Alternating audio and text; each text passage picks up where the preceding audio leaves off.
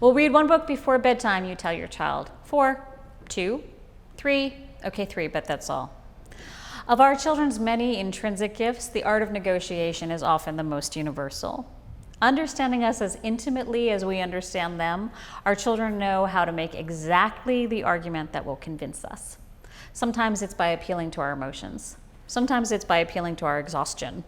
And because we want to have thoughtful, engaged conversations with our children, we often encourage them in their negotiations, offering points and counterpoints until we've identified some compromise that suits us all.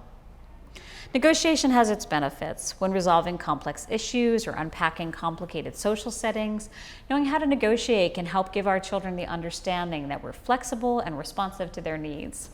But more often than not, we negotiate in times when negotiation is more about control and complexity, when our children are negotiating for outcomes that we already know as adults are less healthy for them, for less sleep and more playtime, for fewer vegetables, more ice cream.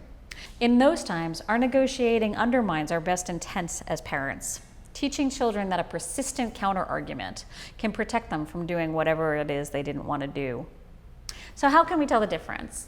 By deciding mindfully before we're in the midst of a negotiation what issues depend on our adult experience or knowledge to best determine, and when we want to support our children in learning to compromise. In issues of health and safety, for example, we don't need to negotiate.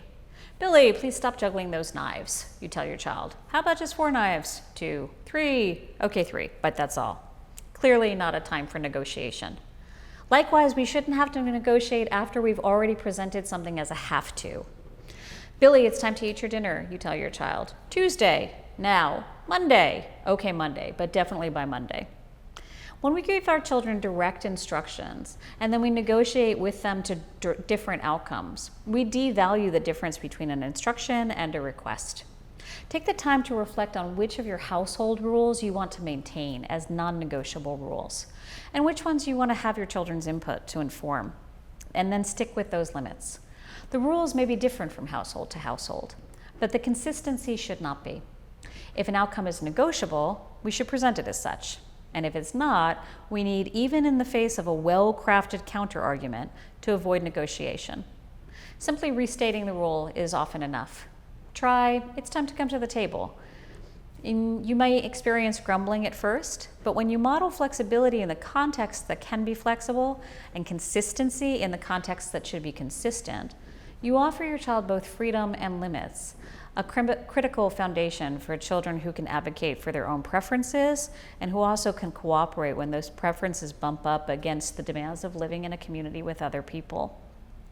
In the Montessori classroom, we call this a society by cohesion, but at home, you might just call it family.